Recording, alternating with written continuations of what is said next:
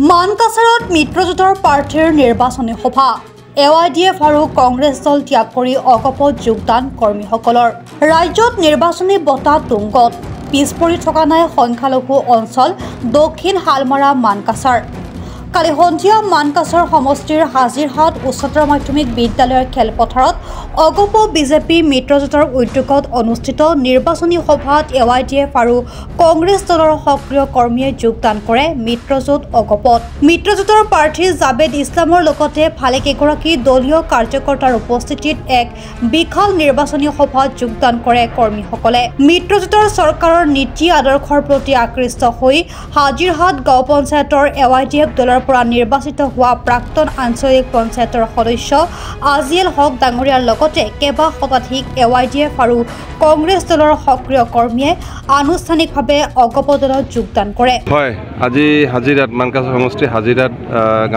গাঁও পঞ্চায়তত মই মিটিং কৰিলোঁ অলপ আগতে। ইয়াত প্ৰায় 8-10 হাজাৰ মানুহ মই দেখিলোঁ সমবেত হৈছে, উৎসাহিত, যথেষ্ট উৎসাহিত, উল্লাসিত। তেওঁলোকে লোকেল কেণ্ডিডেট পাইছে। মই আশা ৰাখিলোঁ যে ইয়াত প্ৰায় 15,000 ভোট হ'ব এই গাঁও পঞ্চায়তত, প্ৰায় 90% ভোট আমাক দিব, এইটো পূৰা পূৰ্ণ বিশ্বাস আৰু মানুহৰ যিটো স্বতঃস্ফূৰ্ত সহায় আৰু সহযোগিতা মই বহুত আনন্দিত। এই গাঁও পঞ্চায়তখন আগৰ যোৱাবাৰ চালমাৰা সমষ্টিত আছিল, এইবাৰ আমাৰ সমষ্টিত আছে আৰু এই গাঁও পঞ্চায়তখনৰ লগত মোৰ দেউতাৰ এটা সম্পৰ্ক আছিল আৰু মোৰ দেউতাৰ অৰিহণা ইয়াত যথেষ্ট আছে। গতিকে এই অঞ্চলৰ মানুহ আমাৰ লগত আন্তৰিকতা বহুত আগৰ পৰা আৰু আমাৰ আত্মীয় স্বজনো ইয়াত বহুত বেছি। গতিকে মই ভাবোঁ যে ইয়াত সেই সূত্ৰেই হওক বা বৰ্তমান পৰিস্থিতি হওক, মানুহ চৰকাৰমুখী হৈ আছে, চৰকাৰে যেনেধৰণে সহায় আৰু সহযোগিতা কৰি আছে বৰ্ণ নিৰ্বিশেষে মানুহ আকৰ্ষিত হৈছে আৰু আগন্তুক দিনত যিহেতু আমাৰ চৰকাৰ নিশ্চিতভাৱে হ'ব, গতিকে তেওঁলোকে উন্নয়নৰ কথা চিন্তা কৰিছে। আজমল ডাঙৰীয়া যোৱা 15 বছৰ যি অন্ধকাৰত আমাক লৈ গ'ল, আমাৰ বিশেষকৈ ধৰ্মীয় সংখ্যালঘু মানুহক উপলব্ধি কৰিছে, বাস্তৱ চিন্তা কৰিছে, ভৱিষ্যত চিন্তা কৰি তেওঁলোকে আগবাঢ়ি আহিছে। মই ভাবোঁ যে আমাৰ ধুবুৰী মানকাছাৰ সমষ্টিৰ প্ৰায় 2,96,000 ভোটৰ ভিতৰত 2,60,000 ভোট পোল হ'ব। মই 1.5 লাখ ভোট মই আশাবাদী ইনশাআল্লাহ। যিটো এফালে ৰকিবুল আনফালে আজমল, ৰকিবুল মোৰ কাৰণে আশীৰ্বাদ, ৰকিবুল হৈছে মোৰ কাৰণে আশীৰ্বাদ। ৰকিবুল 15 বছৰে মিনিষ্টাৰ আছিল, তেখেতৰ অপকীৰ্তি এইটো মোক ক'ব নালাগে, এইটো প্ৰত্যেকখন সমষ্টি প্ৰত্যেকখন অঞ্চলৰ মানুহে জানে, প্ৰত্যেক জেগাৰ মানুহ জানে।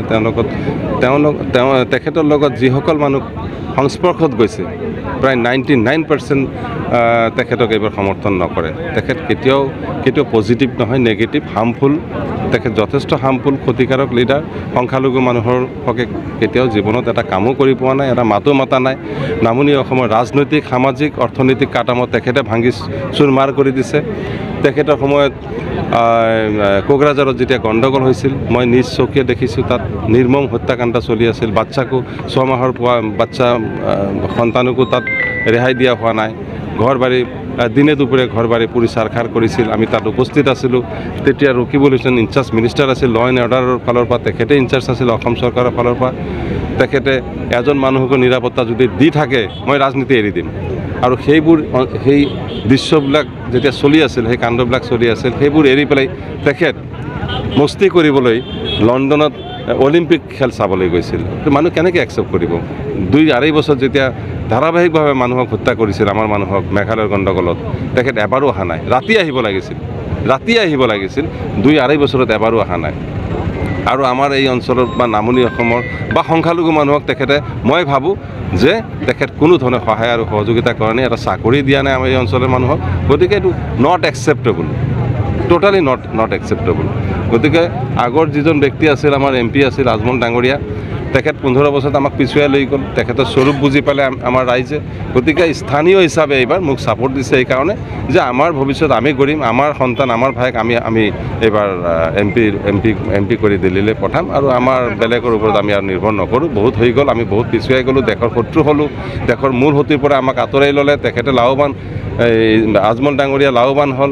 তেখেতৰ ভাৰতবৰ্ষৰ প্ৰতিটা তেখেতৰ আগৰৰ বিজনেছ আৰু ডাবল হ'ল গতিকে মানুহ এতিয়া পিছুৱাই গ'ল অন্ধকাৰত পৰিলোঁ এতিয়া অকলশৰীয়া হৈ গ'ল মুছলমান সংখ্যালঘু গতিকে এই সুযোগ এটা ভাবিছে জাভেদ ইছলামক ভোট দি আমি চৰকাৰমুখী হ'ম আৰু চৰকাৰ যিহেতু আমাৰ কাৰণে বহুত ভাল কাম কৰি আছে এই চৰকাৰৰ সময়ত কোনো ধৰণৰ হাই কাজিয়া নাই এই চৰকাৰৰ সময়ত এটা হিন্দু মুছলিম দাঙ্গা হাঙ্গা নাই সন্ত্ৰাস নাই বন্ধ নাই একো নাই গতিকে খালি ডেভেলপমেণ্ট ব্যক্তিগত আঁচনি তাৰোপৰি সামগ্ৰিক আঁচনি সামগ্ৰিকভাৱে অসমখন যেনেকৈ আগুৱাই লৈ গৈ আছে গতিকে পূৰা সন্তুষ্ট হৈছে এই চৰকাৰমুখী হৈছে ৰাইজ মুছলমানসকলে বিশেষকৈ চহৰতো মই দেখিছোঁ আৰু মই ভাবিছোঁ যে জহুল ইছলাম চাহাবৰ ডাঙৰীয়াৰ জহুল ইছলাম ডাঙৰীয়াৰ ল'ৰা তেখেতৰ অৰিহণা প্ৰত্যেকটো জেগাতে আছে সুপৰিচিত ব্যক্তি তেখেতৰ ল'ৰা হিচাপে ময়ো একচেপ্টেবল গতিকে মোক সন্তান হিচাপে ভাই হিচাপে একচেপ্ট কৰিছে ধন্যবাদ এটা প্ৰশ্ন যেহেতু আপুনি এই অঞ্চলতে হয় জিকিলে মানে প্ৰথমটো কি কাম কৰিব বুলি ভাবিছে এই অঞ্চলত চাওক ইমিডিয়েট হ'ল প্ৰটেকশ্যন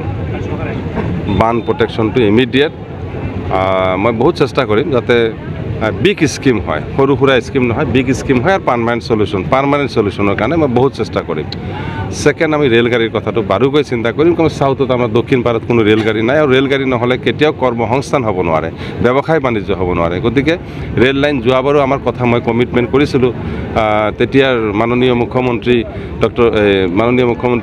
সৰ্বানন্দ সোণোৱাল ডাঙৰীয়া তেখেতেও কথা দিছিলে হাটচিংমাৰী লক্ষীপুৰত যে আপোনালোকে জাভেদ ইছলামক ভোট দিয়ক ৰেল লাইনটো আমি নিশ্চয় চিন্তা কৰিম আৰু এটা কথা আছে যে আমাৰ ব্ৰহ্মপুত্ৰৰ ওপৰেদি আমাৰ চালমাৰা হৈ পেলাই ৰাস্তা এখন আমাক লাগিব এইফালে মেঘালয় হৈ পেলাই এই মহেন্দ্ৰগঞ্জ হৈ পেলাই আমাৰ এটা কমিউনিকেশ্যন প্ৰয়োজন আছে আন্তঃৰাজ্যিক ব্যৱসায়ৰ কাৰণে এই ক্ষেত্ৰত মই গুৰুত্ব আৰোপ কৰিম আৰু বাকীটো এজ ইউজুৱেল যিবিলাক সামগ্ৰিক ডেভেলপমেণ্টৰ কাৰণে যিখিনি আমি পিছ পৰি আছোঁ সকলো জেগাতে আমি মাথা মাৰিম সকলোখিনি আমি মেকআপ কৰি আমি যাতে সামগ্ৰিকভাৱে অসমখন আগুৱাই লৈ যাব পাৰোঁ সেই ক্ষেত্ৰত মই পূৰা কমি নাথাকোঁ মই পূৰা লৈ যাম আগবাঢ়ি লৈ যাম ইনশাল্লাহ বহুত চেষ্টা কৰিম ইনশাল্লাহ নিউজ ডেস্ক ৰিপৰ্ট বেকি এক্সপ্ৰেছ